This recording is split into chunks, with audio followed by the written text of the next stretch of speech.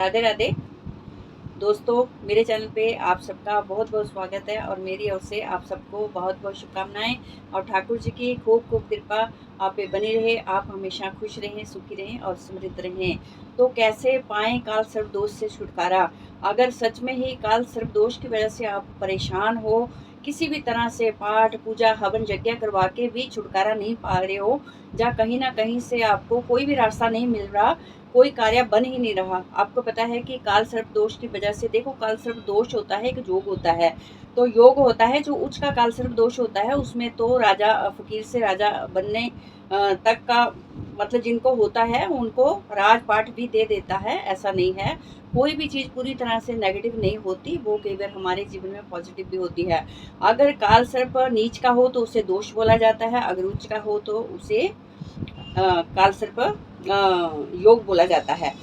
तो ये है कि अगर सच्ची में काल सर्प दोष की वजह से आपको प्रॉब्लम आ रही है, जीवन में कहीं भी आपको सफलता नहीं मिल पा रही है, जब बहुत सारी प्रॉब्लमें आ रही हैं, आपको कोई रास्ता ही नहीं मिल रहा कि कहाँ जाएं, कोई कहाँ कहीं से भी आपका कोई काम जो है वो बनने से पहले ही रुक जाता है, तो मान के चलिए कि काल सर्प दोष की प्रॉब्लम है।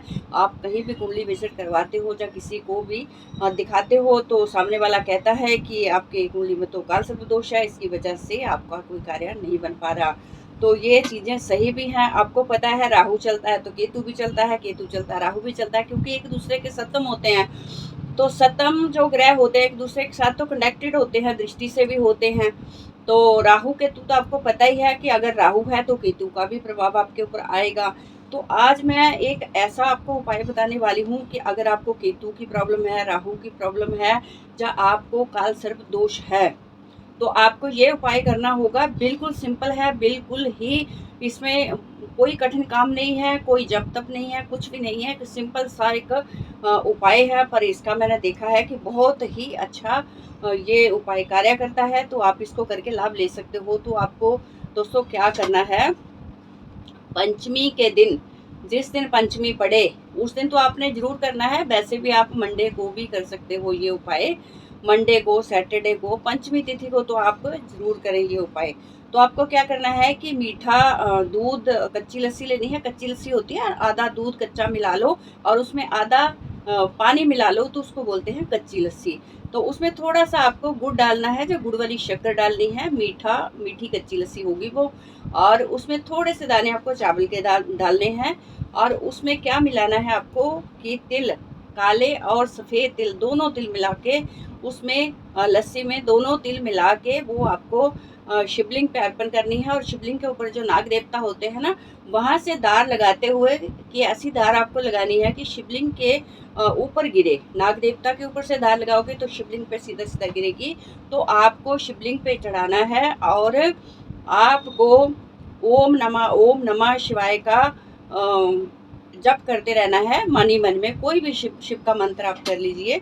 ओम नमः शिवाय का ही सिंपल हर एक कर सकता है, जप कर सकता है, तो वो आप कर सकते हो। और जब तक आपने थोड़ा धीरे धीरे उस एक कम से कम भी एक बड़ी कलश में, तांबे का बर्तन नहीं लेना है आपको, स्टील का बर्तन ले ले या चांदी का बर्तन ले ले।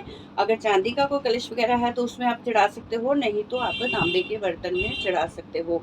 तो आपको धीरे धीरे धारा लगानी है, बिल्कुल धीरे धीरे धारा लगानी है, एकदम से नहीं। आप देखिए शिवलिंग पे जब भी जल चढ़ाए तो धीरे धीरे धार लगा के चढ़ानी चाहिए और बिल्कुल धीरे धीरे स्लो स्लो चढ़ाना चाहिए। और जब तक चढ़ाइए तब तक आप ओम नमः शिवाय का जप करिए, तो बहुत ही अच्छा है। और ये आप उपाय करोगे तो आप देखोगे कि कितनी जल्दी आपको इस पीड़ा से छुटकारा मिलता है। कुछ भी आपको विधि विधान कुछ भी करने की ज़रूरत नहीं है। कई बार तो हम 10-10 बार, कितनी कितनी बार नाग नागिन का जोड़ा भी चढ़ा देते हैं। देखो पंचमी तिथि को आप नाग नागिन का जोड़ा भी चढ़ा सकते हो भगवान भोलेनाथ की शिवलिंग पे, वो भी बहुत अच्छा है।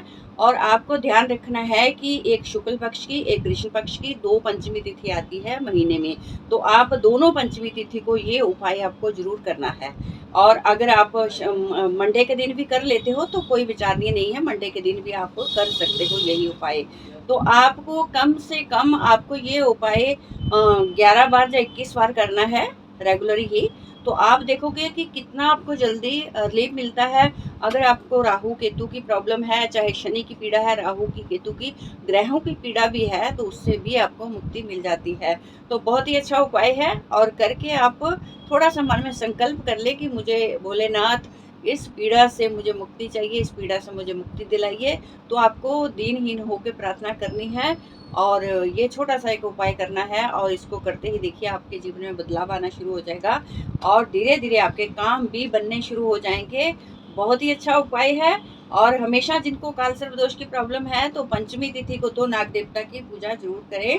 अभी तो नाग पंचमी हो गई है, तो नाग पंचमी हर महीने में मतलब पंचमी तिथि हर महीने में आती है 2 बार। पंचमी तिथि देखो, शुक्ल पक्ष की, कृष्ण पक्ष की, तो दोनों तिथियों में आपको नाग देवता, जिनको भी काल सर्प दोष है, उनको नाग देवता की पूजा करनी चाहिए।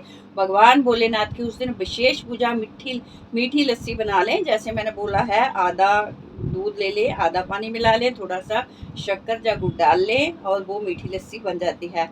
तो नाग देवता पे उसमें थोड़े से अक्षत जरूर डालें, और थोड़े से अक्षत जरूर अर्पण करने चाहिए नाग देवता पे भी, और भगवान भोलेनाथ पे भी, और सफ़ेद कलर के फूल आपको अर्पण करने चाहिए। तो ये बहुत एक छोटे छोटे उपाय हैं, अगर हम श्रद्धा से करते हैं तो हमें बहुत जल्दी इन चीज़ों से, मतलब कि पूरी तरह से देखिए आप छुटकारा नहीं होता, तो पर आपको रिलीफ जरूर मिलता है, आराम जरूर मिलता है, और कहीं ना कहीं से आपके रुके हुए कार्य हैं जो बनने शुरू हो जाते हैं।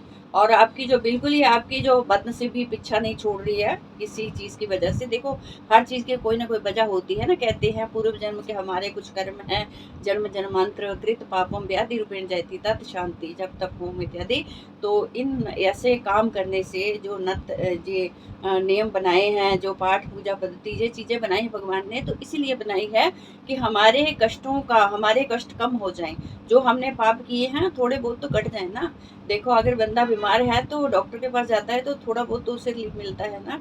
थोड़ा, अगर इतना ज़्यादा दर्द हो रहा है तो पेन किलर खाने से थोड़ा तो कम होगा। तो ऐसे होता है कि अगर हम किसी पीड़ा से ग्रसित हैं, तो हमें ये उपाय करके, छोटी छोटी चीज़ें करके लाभ उठाना चाहिए। जितनी आपकी समर्था है उतना ही दान करें, और जितनी आपकी समर्था है उतना ही आपको भगवान को अर्पण करें। देखो, हम भगवान को क्या अर्पण कर सकते हैं? कुछ नहीं, वो हमें देते हैं, हम कुछ नहीं दे सकते। हमारी तो सिर्फ, वो हमसे क्या मांगते हैं?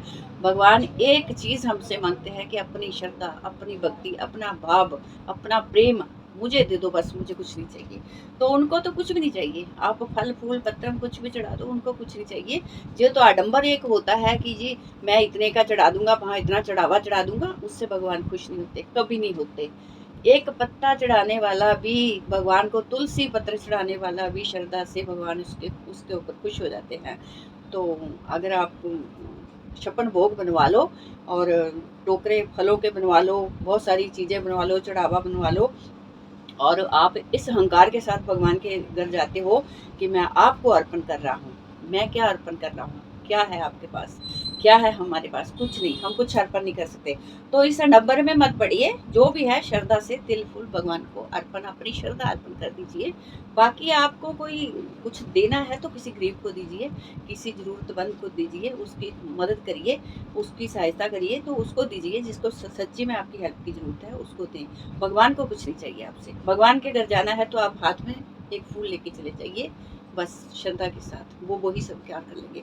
तो इसी के साथ दोस्तों फिर से मिलती हूँ अगले वीडियो, तब तक के लिए अपना ध्यान रखें और मेरे साथ जुड़े रहिएगा। इसी के साथ राधे राधे।